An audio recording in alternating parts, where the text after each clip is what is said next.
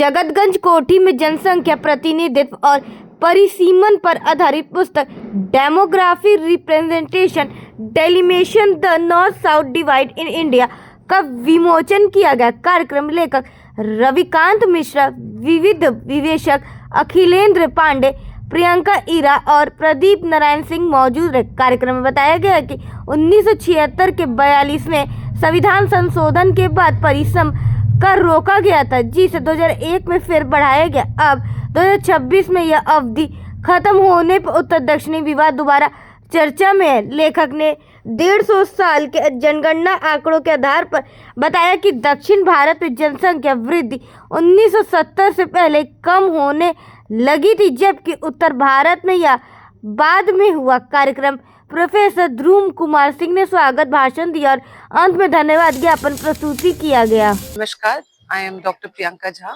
from the Department of Political Science, Banaras Hindu University, and today I have the opportunity of being the reviewer for this book, which is titled as Demography Representation Delimitation,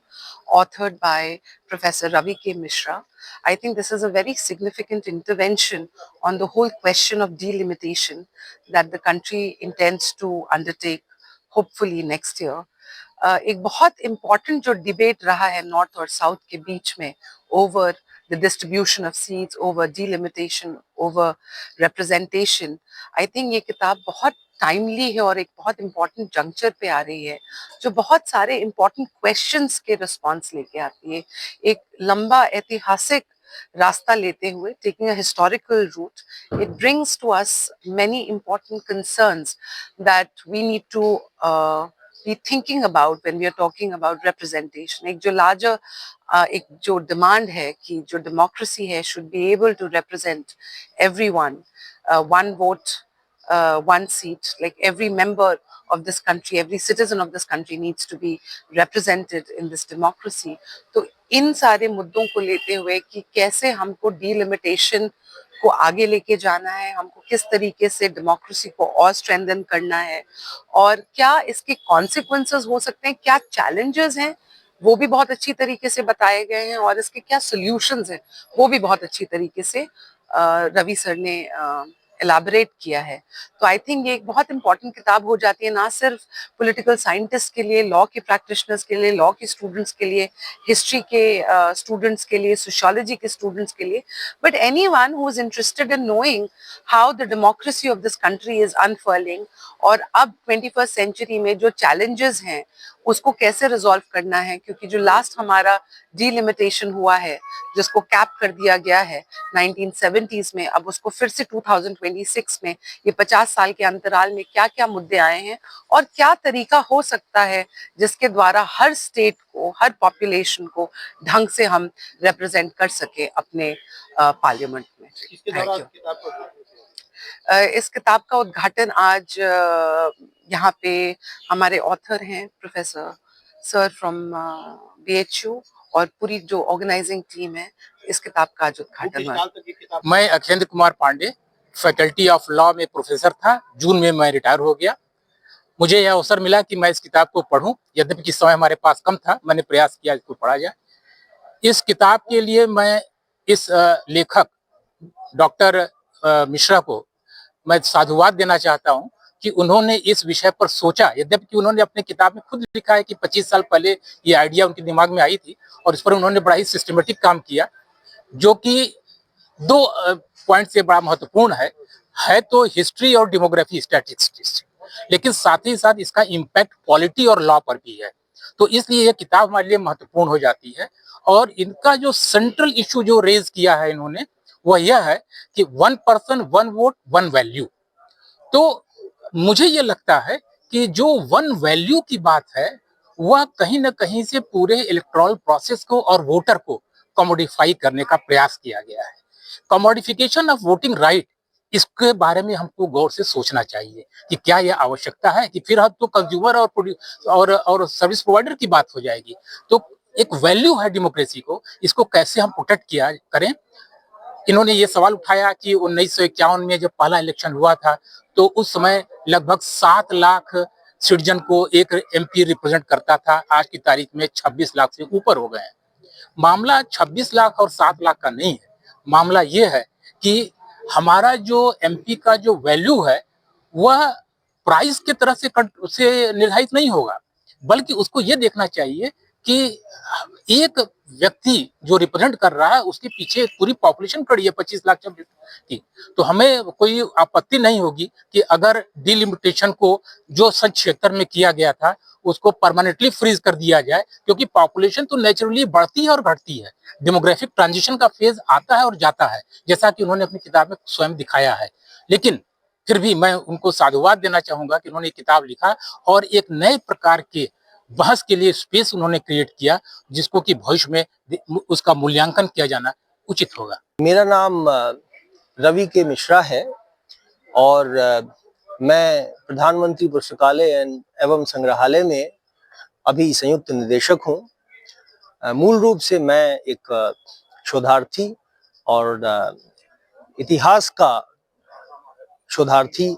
हूँ और मैंने ये पुस्तक जिसका शीर्षक है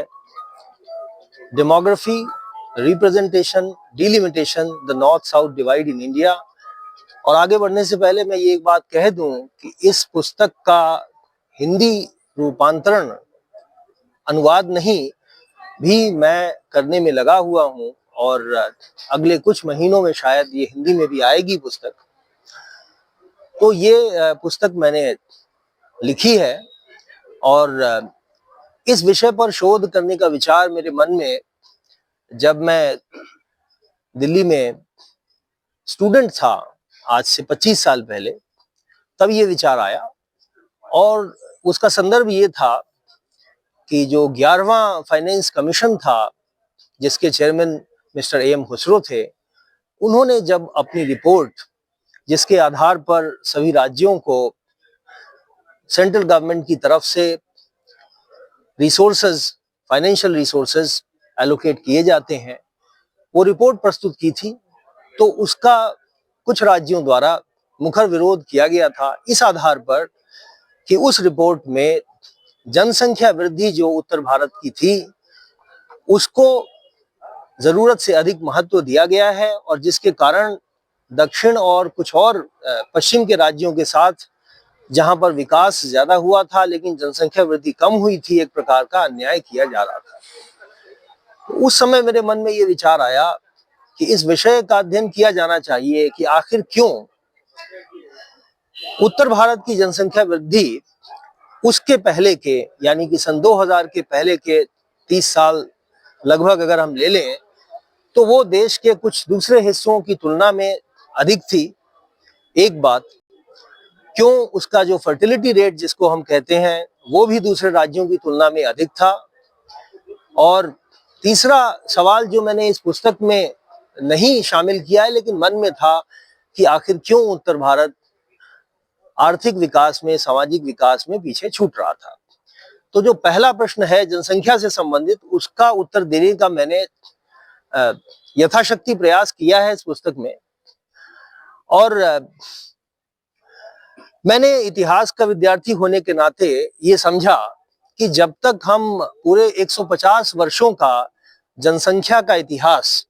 जितनी भी जनगणनाएं हुई 1872 से लेकर आधुनिक जनगणनाएं अंग्रेजी राज से शुरू होकर, उनको नहीं समझेंगे और उसके अलावा जो दूसरे स्रोत हैं भारत के विभिन्न हिस्सों और देश की जनसंख्या के, जिसमें डिस्ट्रिक्ट गैजेटियर्स हैं, बाउंड्री कमीशन की रिपोर्ट्स हैं, इंपीरियल गैजेटियर हैं और दूसरी कई इस तरीके की चीजें हैं, तो जब तक हम उसको पूरे लंबे समय में नहीं लेंगे, 150 वर्षों के समय में नहीं लेंगे, तब तक हम जनसंख्या वृद्धि को इसलिए नहीं समझ सकते क्योंकि जनसंख्या वृद्धि एक ऐसा प्रोसेस है जो लॉन्ग टर्म में ही अपने को अनफोल्ड करता है। अगर हम केवल 20 साल, 30 साल, 40 साल या 50 साल का इतिहास लेंगे तो हम डेमोग्राफिक ट्रांजिशन के पूरे प्रोसेस को समझ नहीं सकते हैं। तो मैंने इसका अध्ययन करना शुरू किया। डेमोग्राफिक ट्रांजिशन, जैसा कि हम जानते हैं, इसलिए नहीं होती है कि किसी समाज में जो फर्टिलिटी का रेट है वो अचानक बढ़ जाता है इसलिए जनसंख्या वृद्धि बढ़ जाती है। नहीं, हम जानते हैं कि उसका कारण ये होता है कि किसी समाज में जो मृत्यु दर होती है वो विभिन्न कारणों से जब नीचे आ जाती है और जो उसका फर्टिलिटी रेट है वो पहले जैसा ही रहता है, तो स्वाभाविक है कि चूंकि ज्यादा लोग सरवाइव करते हैं इसलिए आबादी में वृद्धि तेजी से होने लगती है। तो मैंने ये पाया जब मैंने 1872 से 1921 तक के सेंसस के रिकॉर्ड्स अध्ययन किए अपने स्टूडेंट डेज में, तो मुझे ये इंसाइट मिली कि वास्तविकता में हुआ ये है भारत में कि विभिन्न क्षेत्रों में डेमोग्राफिक ट्रांजिशन अलग अलग पीरियड्स में हुई है और देश के हर राज्य में और हर क्षेत्र में जनसंख्या वृद्धि लगभग 40-50 वर्षों तक कंपेरेबल मतलब तुलनात्मक तेजी के साथ हुई है। केवल इसमें इतनी ही बात है कि उसका समय अलग अलग है, इसलिए इस बात का कोई आधार नहीं है कि फैमिली प्लानिंग के बेटर इंप्लीमेंटेशन से कुछ राज्यों या क्षेत्रों ने अपनी आबादी